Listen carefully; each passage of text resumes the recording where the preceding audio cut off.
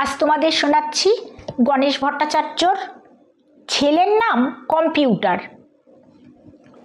অনেক দিন পরে নিতাইয়ের সঙ্গে দেখা। বললাম, কিরে কেমন আছিস? আমার কথার কোনো উত্তর দিল না নিতাই, শুধু গোল গোল চোখ করে আমার দিকে বেশ খানিকক্ষণ তাকিয়ে রইল। তারপর বলল, তুই ঠিক 1 ইঞ্চি লম্বা হয়েছিস। আমি অবাক হয়ে নিতাইয়ের দিকে তাকিয়েছিলাম। মনে মনে ভাবছিলাম, এখনো একই রকম রয়ে গেছে ও। সেই ছোটবেলায় যেমনভাবে কথা বলতো, মাঝে মধ্যে গোল গোল চোখ করে তাকাতো, ঠিক তেমনই। আমরা একটা মাঠে ফুটবল খেলতে যেতাম, যে মাঠটা এখন আর মাঠ নেই, অনেক বড় বড় বাড়ি উঠে গেছে মাঠের বুকে। কিন্তু তখন আদ্যপান্ত একটা খেলার মাঠ ছিল সেটা। লম্বা লম্বা ঘাস গজাতো মাঠের চারপাশে, আর সেই সব ঘাস পরিষ্কার করে আমরা ফুটবল নিয়ে নেমে পড়তাম মাঠে। সেখানেই একদিন খেলতে খেলতে অনিল একটা বল নিয়ে গোলের দিকে এগোচ্ছে। আর অনিল বল নিয়ে গোলের দিকে যাওয়া মানেই গোল। অন্যদিন গোল হয়ে যাক, নিতাই এগোয় না। সেদিন কি হলো কে জানে, ও অনিলকে আটকাবেই, গোল দিতে দেবে না কিছুতেই। বুক চিতিয়ে দাঁড়ালো সামনে। অনিলও গোল দেওয়ার জন্য সপাটে বলে লাথি চালালো। গোলে না ঢুকে বল একেবারে ধপ শব্দ করে থেমে গেল নিতাইয়ের বুকে। ব্যাস, নিতাই চিৎপটাং উল্টে পড়ল মাটিতে, একেবারে নরঞ্চরণ। খেলা আমাদের শেষ, সবাই দৌড়ে গেলাম। নিতাই পড়ে আছে চোখ বুজে। আমাদের চোখ তো ছানা বড়া, মরার মতো পড়ে আছে নিতাই। এরই মধ্যে কে একজন এক ছুটে মদন পালদের পুকুর থেকে নিয়ে এসেছে জল, ছিটিয়ে দিয়েছে নিতাইয়ের মুখে। জল লাগাতেই আস্তে আস্তে চোখ খুলেছে। তারপর গোল গোল চোখে তাকিয়ে বলেছে, আমি মরে গেছি। অনিলের ভয়ই ছিল সবচেয়ে বেশি। ও বলেছে, ধ্যাত, তুই তো বেঁচে আছিস। শুয়ে শুয়েই নিতাই বলেছে, না না না, আমি মরে গেছি, আমি এখন ভূত। এতক্ষণ ভূতেদের সঙ্গেই ফুটবল খেলছিলাম। ওরা আমাকে কেউ মারেনি, জানিস। মদন পালদের পুকুরে শালুক ফুটেছে। নিতাইকে বললাম, চল নিয়ে আসি। নিতাই প্রবল উৎসাহী, বলল, চল চল। পুকুরে নামলাম, আমি আগে, নিতাই পিছনে। অনেকটা এগিয়ে এসেছি, প্যান্ট ভিজে গেছে। পিছনে তাকিয়ে দেখি নিতাই এখনো দাঁড়িয়ে আছে পাড়েই। চেঁচিয়ে বললাম, কিরে আসবি না?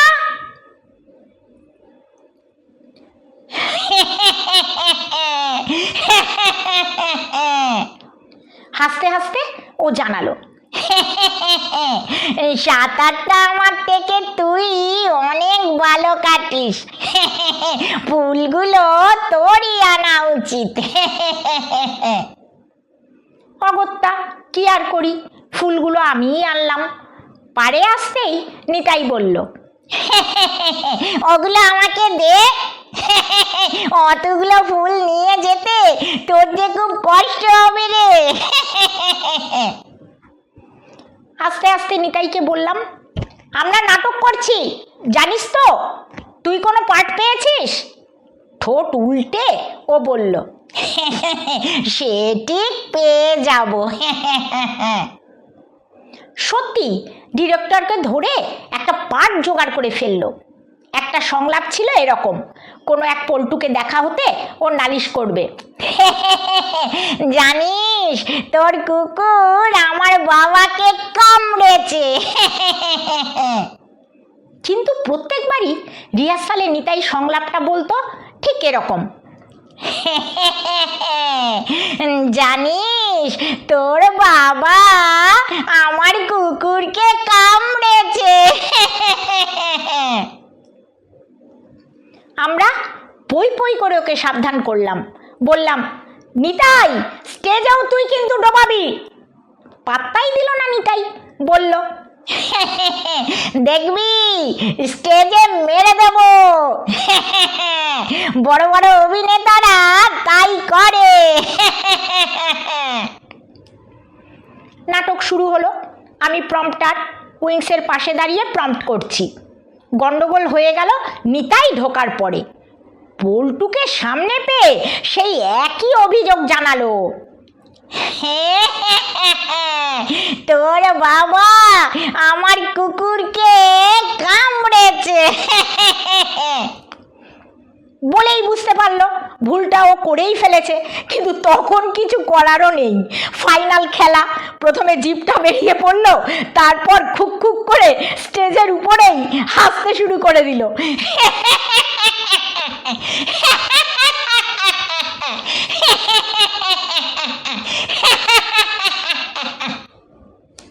পল্টু বেশি বুঝুও তখন হাসছে।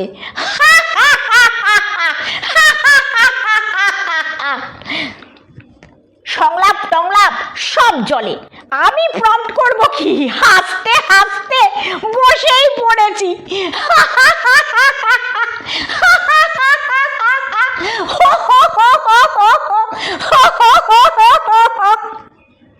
যেন একটা হাসির নাটক, অথচ তখন বেশ সিরিয়াস জায়গা নাটকের। দর্শকদের মধ্যে থেকেও কে কি বুঝলো জানি না, হেসে উঠল কেউ কেউ।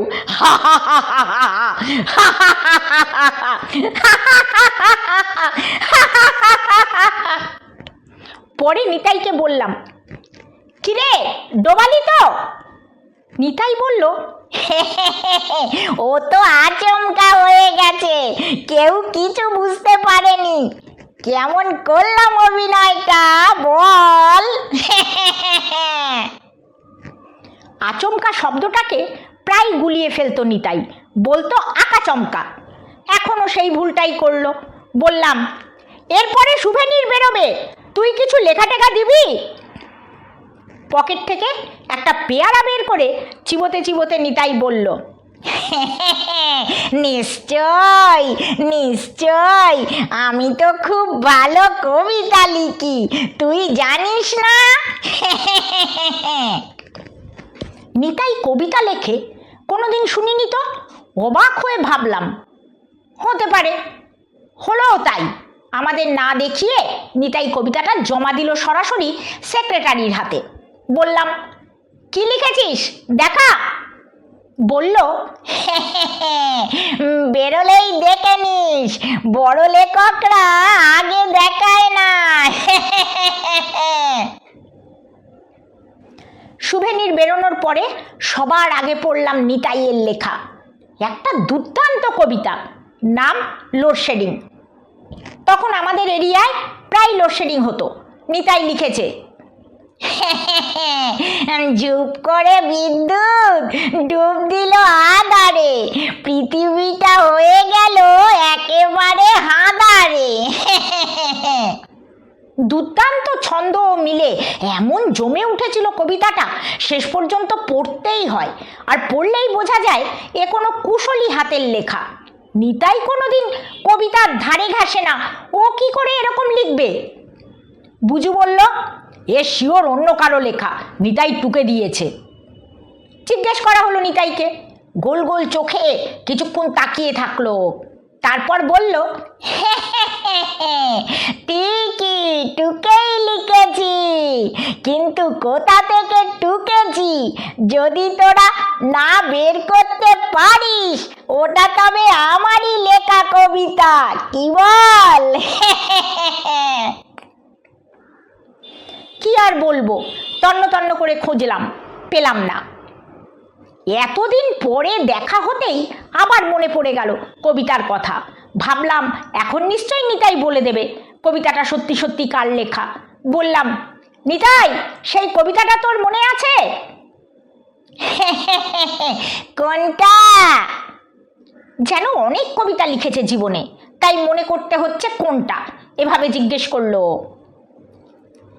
সেই যে লোডশেডিং, ঝুপ করে বিদ্যুৎ ডুব দিল আধারে, পৃথিবীটা হয়ে গেল একেবারে।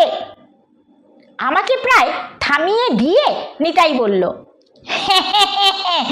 তোর সেই মদন পালের কথা মনে আছে, আমাকে ধরতে দৌড়াদৌড়ি? আমার আবার মনে পড়ে গেল সেটা এক অপূর্ব সকাল। নিতাই চুপি চুপি ঢুকছে মদন পালদের ছোট আম গাছের তলায়। আমরা তখন খেলতে নেমে গেছি। নিতাইয়ের লক্ষ্য আম গাছ, সবুজ কচি কচি আম ঝুলছে। আশেপাশে ঝোপঝাড়, সেসব সরিয়ে ছোটোখাটো চেহারার নিতাই উঠে পড়েছে গাছে, টপাটপ পেরে নিচ্ছে আম, ঢুকিয়ে রাখছে প্যান্টের পকেটে। সকালের রোদ লেগে তখন হেসে উঠছে চারপাশ। নিতাই জানেই না মদন পাল কখন এসে দাঁড়িয়েছে গাছের নিচে, চোখ ছানাবড়া করে তাকিয়ে আছে উপর দিকে। বিশ্বাসই করতে পারছে না তার জীবিতাবস্থায় কেউ এরকম করতে পারে, একেবারে আম গাছে। বাড়িতে লোক ঢুকলে গন্ধে টের পেয়ে যায় মদন পাল। যাই হোক, আর দেরি না করে পরনের লুঙ্গি গুটিয়ে উঠে পড়েছিল গাছে তত্তর করে। গাছটা নড়ে উঠতেই নিচের দিকে তাকিয়ে নিতাই দেখল মদন পাল উঠে আসছে টিকটিকির মতো। হাত বাড়িয়ে ধরতে চেষ্টাও করলো ওর পা, কিন্তু বেটে বলে হাত পৌঁছালো না অতখানি। নিতাইয়ের অবশ্য করার কিছু ছিল না আর। নিতাই ওরে বাবা বলে ঝাঁপ দেওয়া ছাড়া। পায়ে লাগলো কি লাগলো না, নিতাই দৌড়চ্ছে, পকেটের আম সামলাতে সামলাতে ছুটছে প্রাণপণে। মদন পালও তখন ঝাঁপ দিয়ে নিচে, লুঙ্গি গুটিয়ে নিতাইয়ের পেছনে দৌড় দৌড় দৌড়। খেলা টেলা ছেড়ে আমরা হাঁ করে তাকিয়ে আছি, আর দৌড়তে দৌড়তে নিতাই আর মদন পাল দুজনেই হাওয়া। নিতাইকে যখন আমরা খুঁজে পেলাম, খুব রসিয়ে কাঁচা আম খাচ্ছে। বুঝু বলল, কাঁচা আম খাচ্ছিস, টক লাগছে না? নিতাই জানালো, আমটা কাঁচাই ছিল, কিন্তু এত জোরে দৌড়েছি মনে হয় পকেটেই একটু পেকে গেছে। সেই সকালটাকে মনে পড়তে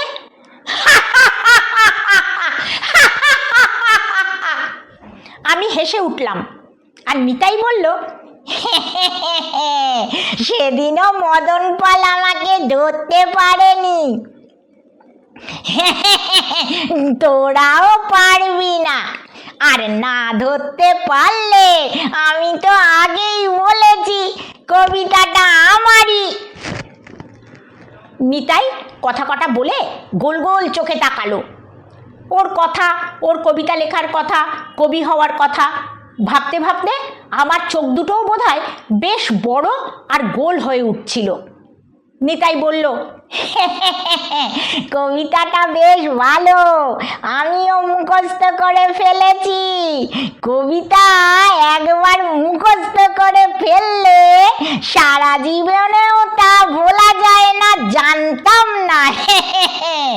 জানলে পরে মুখস্থই করতাম না। বুঝু এলো, নিতাইয়ের দিকে তাকিয়ে জিজ্ঞেস করলো, কিরে নিতাই, কম্পিউটার কেমন আছে? নিতাই কিছু বলার আগেই আমি জানতে চাইলাম, কম্পিউটার কবে কিনলি? বুঝু বলল, কম্পিউটার ওর ছেলের নাম। এরকম নাম কেন? ইচ্ছে করেই রেখেছি, যদি কেউ বলে তোমার বাড়িতে কম্পিউটার আছে, বলবো হ্যাঁ। আমি অবাক হয়ে তাকিয়ে আছি দেখে নিতাই বলল, আমার কম্পিউটার কবিতাও লেখে, তবে টুকলি নয়, একেবারে সত্যিকারের কবিতা।